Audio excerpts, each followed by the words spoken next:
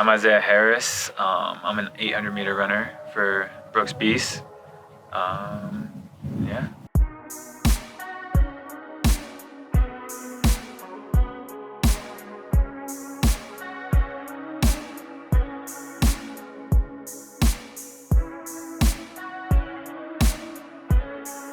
What I wanted in track and field kind of shifted.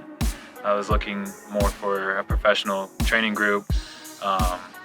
My time training with the Penn State guys was good, but kind of wanted to be with guys that were on the same page and trying to peak at the same time and just do the same thing I was.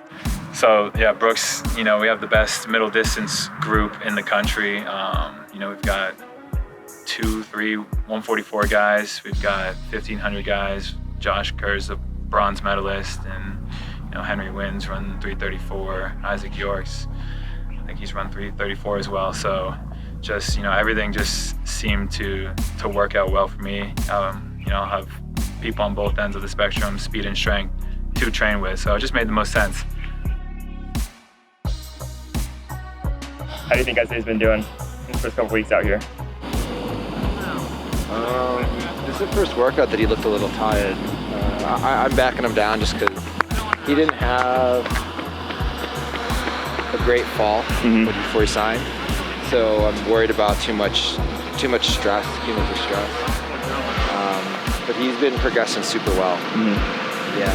Next week will be a little bit shaky just because it's the first race and I don't know how tired he'll be from being altitude. But in terms of his fitness has been progressing really well.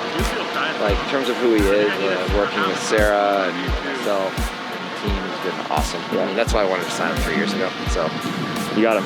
Yeah. Took a little longer than I would have liked, but that's all right.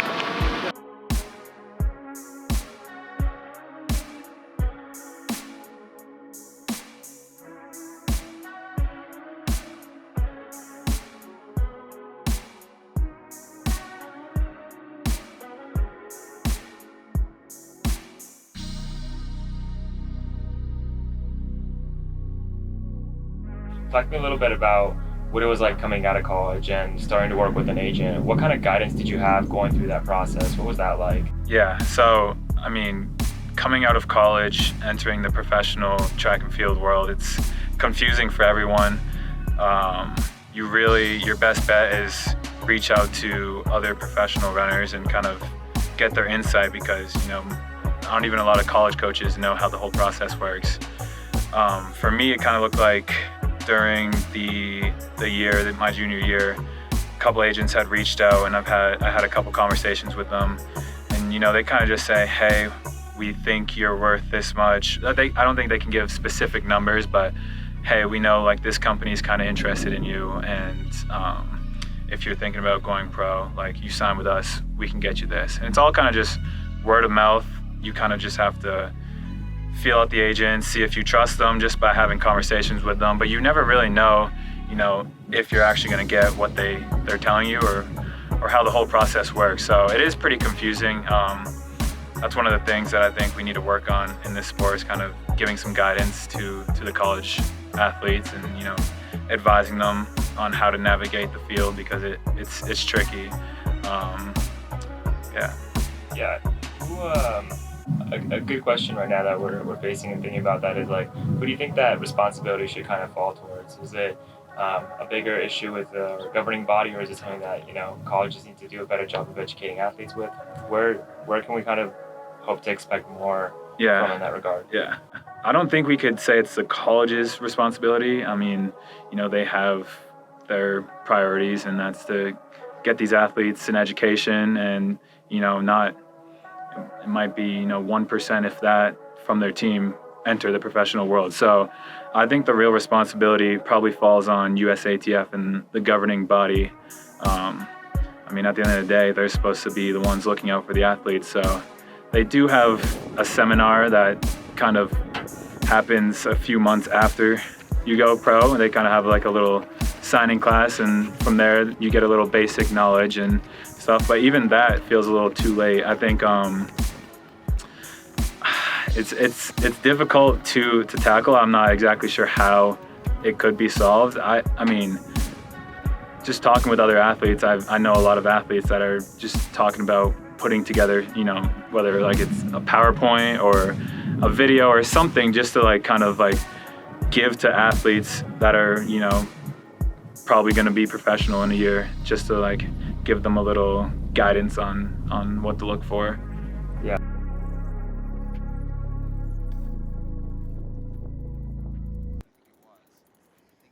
I'm gonna do 2 6s and just hop in with them. Cool. Do you think that, there could be more involvement in professional athletes in the lives of college athletes? Because it feels like there's a little bit of too much of a disconnect between kind of the way the professional athlete lifestyle is kind of perceived, even, at the level right before, at the college level, versus like the reality of it and like what, maybe in some cases it might not be the right decision for an athlete to pursue that out of college. Yeah. It's tricky because track, there's people that make a lot of money from it, and there's people that are struggling to get by day to day and, have to work a part-time job. I think it would be beneficial if, the athletes had, a clear-cut number of like, all right, this is how much you're going to make, and, then they can go and make the decision whether that's something they want to pursue or not. Like, just thinking about, you and I chatted earlier about kind of the mystery behind what's actually behind the NDA, like why it exists. Gotcha, yeah. So, yeah, I do think that's one of the problems with contracts is the NDA. I think a lot of the professional athletes don't really know what they're allowed to say to these college athletes. You don't want to get on bad terms with the company that's paying you. So I think that really holds us back, and it only really benefits the shoe companies. I don't see any benefit to the athletes. I would kind of give people an idea of their worth and their value. You can kind of compare your times to people that have run similar times, get a better understanding of how much you might make coming into the professional world. But yeah, I think the NDAs are something that a lot more people are starting to talk about now, and it's an issue that needs to be addressed. And I don't know if the athletes need to unionize or what the best route to go is to kind of fix that, but it's definitely something that needs to be addressed. Sure. Well, and kind of thinking about the world of professional track and field compared to other pro athletes, especially like within America, where do you see the biggest discrepancies? I mean, the contract thing is huge. You see on ESPN how much all these players are making. Everyone kind of knows, it's public information. I mean, to be honest, not even a lot of people even know that there is professional track and field. I think it just needs to get a little more media attention, and whether it's big over in Europe, they do it well over there. I think there's people that would watch the sport.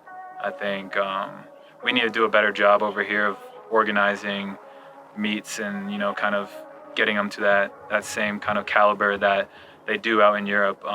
Because the people will come, and that in turn will bring more money to the athletes, and, it's a win-win for everybody.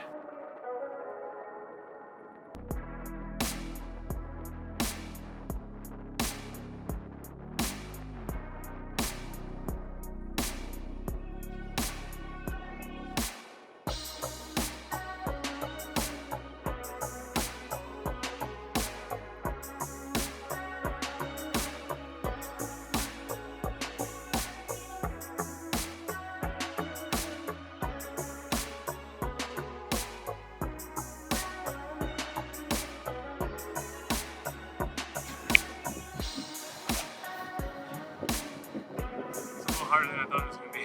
Yeah. Altitude is no joke. Gotta be fit. Gotta be real fit. What was the hardest part of that? Honestly, the fourth rep was kind of hard. Dan even said it didn't look that great, so that's when he adjusted it to do just 2 6s instead. This is my first real altitude stint, so still adjusting. This is week 2. I feel like it's when it starts to kind of sink in. The first week I was still pretty fresh. Didn't really feel it yet, but Feeling it a little bit now. Yeah. A little more tired than I usually am. Talk to me about the spikes. What do you got? What are they? Elevates. Eliminate. As you can see, I'm still new to all this.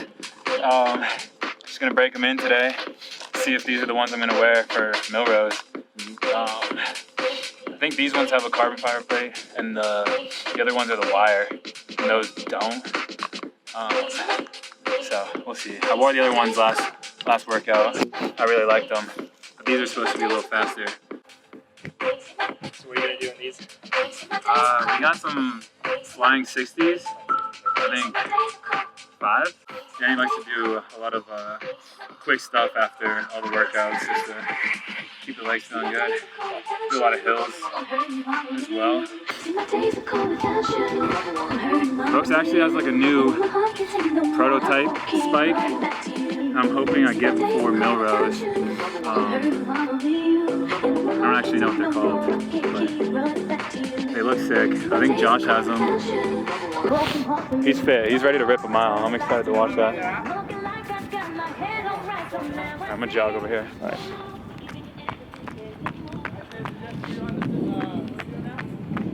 right. 60-meter sprints. I think that all 3 of us jog into it.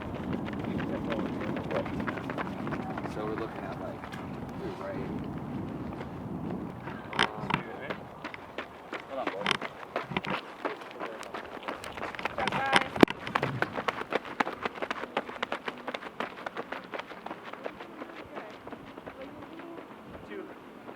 What's my favorite part of what? Doing the flying 60s. Why? I guess my question is why. Oh, so I was just telling Josh asked that question. So I don't know if this is a good way to articulate it, but it made sense to him.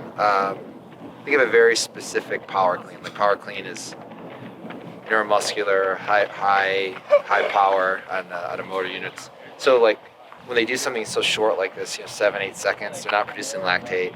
It's explosion, but it's running. It's like the technical aspect of running. So yeah, so we're trying to get high power output and make it really specific.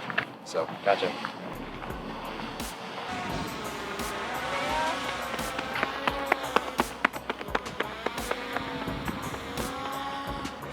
I didn't break my spikes. Yup. Some Some hang?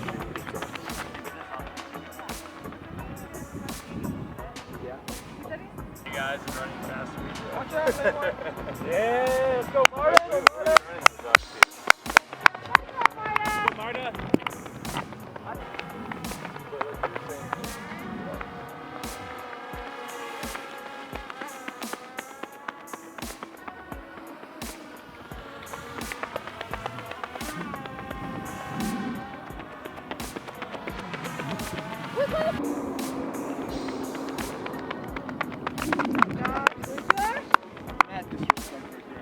That was disrespectful, dude. I thought your word was respect. Yeah, game night? Yeah.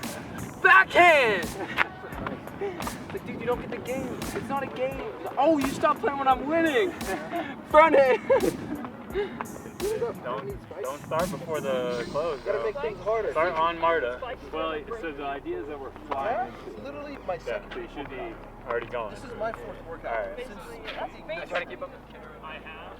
No, I thought 10 air was I have. Or is that I won? Make sure you get this one on video, bro. Oh, we got it. I don't know. From the Drew's shoe up. acting up. You guys gonna keep your lanes? Yeah, we're gonna go with each other. Quicker.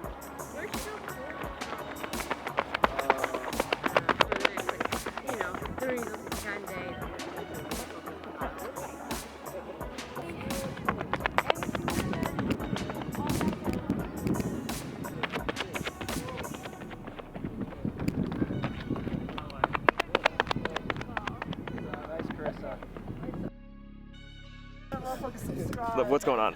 What's going on? Let me see. Let's get. I mean, Hope's a good friend of mine still. She's a great woman. We both glue up, so I don't want to like put her down here. But I also looked really bad. My tie went all the way down to my waist. I was 15 here, and for reference, this was Devin Dixon when he was 15. Let it focus. He is he's a very big man, and I am just a boy. We were the exact same age. So we both blew up in our own ways. Hope Shaw, we never worked out, but hope you're having a fun time in South Korea. I miss you. She really got as far away as possible. Yeah, she did. Also have RX in my mouth.